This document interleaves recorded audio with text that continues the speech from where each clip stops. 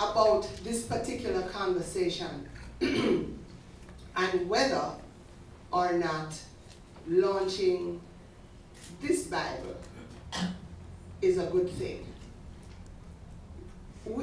The launch has had some media publicity.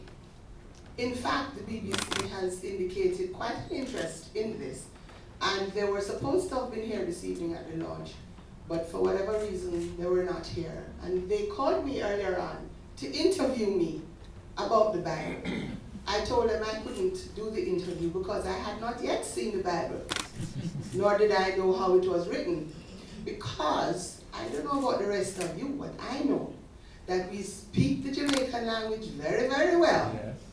But some of us have a hard time writing it, and some of us have a hard time reading it. But let me warn you, it's not so hard once you say the words out as you read them. No, let me warn you, you can't read it in your head. Our language is a spoken language, so even if it is written, it is best that while you are reading it, you read it out loud. And I tried it. I must tell you, it was a little hard at first, but it gets easier. But I think that this is a very important piece of work that has been done, and I congratulate the West Indies Bible Society and its partner here in the United Kingdom in getting this work out. And I want to just tell them thanks for, well, offering to launch it here at the High Commission, but probably I should say taking up my offer to have it launched here at the High Commission. I believe, and for those of you who are probably new to the High Commission, I am new to the High Commission too. I just finished 4 months. Language has been, this is excellent. I grew up speaking the Jamaican language, and I'm told that I was fortunate that I was allowed to speak it at home, but not when visitors were there. So I didn't grow up hearing speak better or don't speak so bad.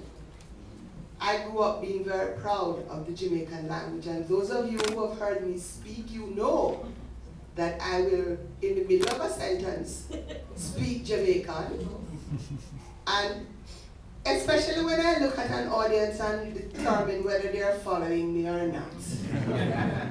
And there are certain things that I want to say that can only be said in the Jamaican language. And usually I try to then translate for the ones who only know the English, because I am bilingual. I'm very proud of it. And this Bible is bilingual. It has the English version and it has the Jamaican version side by side. So if you're reading it and you have a little problem, go over to the other one that you might know a little better until you learn that one better. Thank you all so much for coming, and I know you're going to enjoy this. Thank you.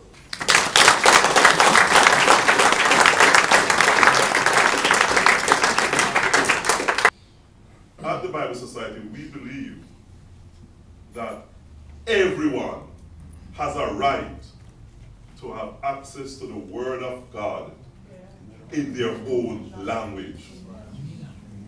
There's no such thing as bad language.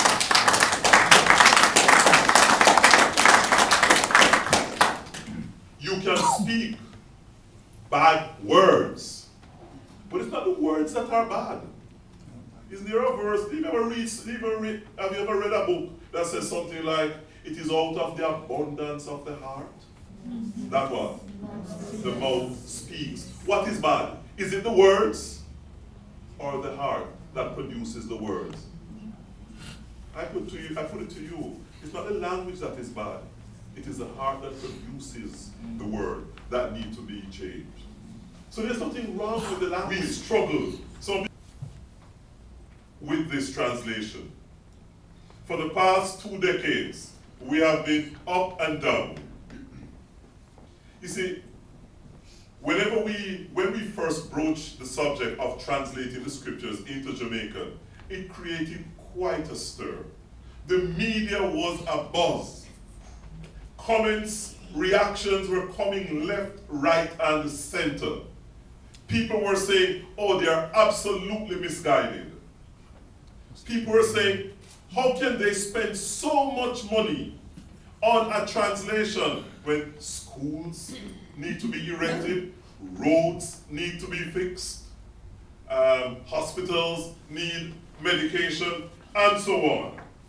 But what was interesting was that the primary issues raised by the notion of translating the scriptures into Jamaican were not only related to the Bible or even religion, but it was mainly directed at the language, specifically Jamaican Patois or Jamaican, because for a lot of persons, they saw the language more as a liability than an asset.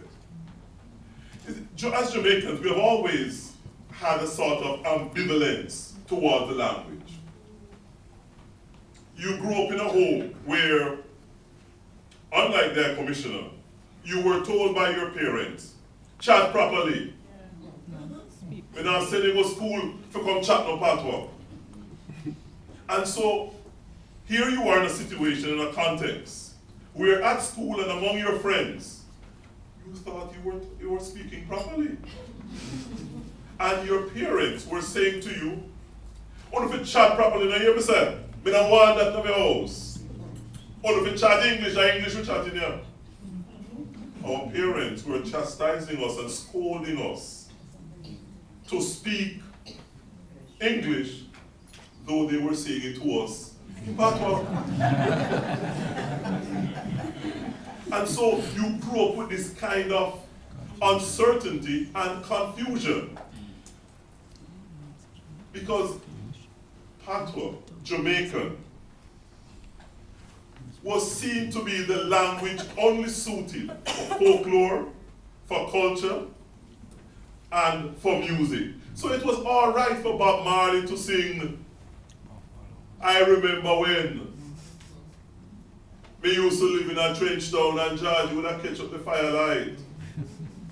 That was wonderful, but you don't, as an educated person, you're not supposed to speak Patois. Why? You see, we need to understand where the language originated. The language did not originate in the parliament, although when you listen to the banter that goes on in parliament, there is no English. The prepared speeches are presented in English. But when there is that crosstalk now, English gone through the door. Anyway, we'll come back to that. All right, but let me leave that alone. The language grew up and developed on the plantation fields. When the Africans from Western and Central Africa were brought across that infamous Middle Passage, they were brought to work on the plantations in Jamaica, the sugar plantation. Now, they came speaking a multiplicity of languages because they represented various ethnic groups. Now, the way to minimize the risk of rebellion and revolt on the plantation was to mix up all of them, to combine them all, so that there would be no one language that would be dominant. And so they really would have difficulty communicating with each other. Now, out of this, what Malcolm Gladwell calls clash of cultures, a language emerged. Because the truth is, people have to communicate with each other. They have to find a way to communicate. And while there was no one dominant language among the black masses, there was one dominant language on the plantation. It was English, the language of the powerful, the power broker. So what in the development of the language? It borrowed much of its vocabulary from English, because that was the dominant language. That was the language of prestige and status and power. But what our foreparents did was to have taken the English words and mixed them up, blend them, and distill them to have different meaning. So you take a word, for example, like ignorant. Wait a minute, some of you smiled. Ignorant in Jamaican has nothing to do with what you know or what you don't know. If you are interested in a woman and she has a boyfriend, and she tells you that her boyfriend is ignorant,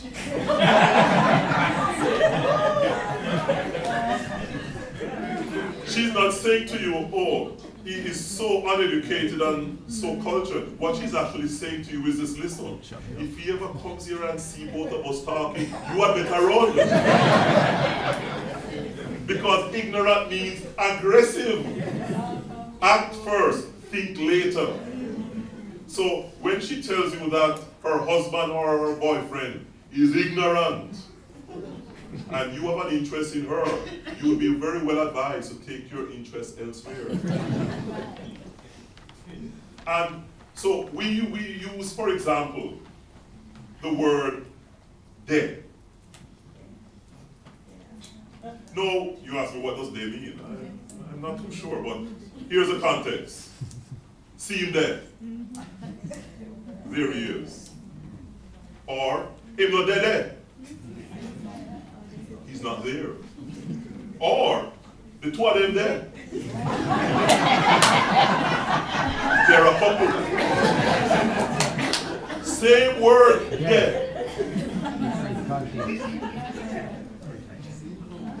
You laugh because you fully understand what I'm saying. No, this is how, so the language has meaning to us. So somebody said, for example, it has no structure. The language has no structure. It has no tenses. It's not true. If I said to you, we did that Jamaica last week. I've just said to you, I was in Jamaica last week. And if I said to you, where they are now, I've said to you, I've just said, I am now here. And if I say to you,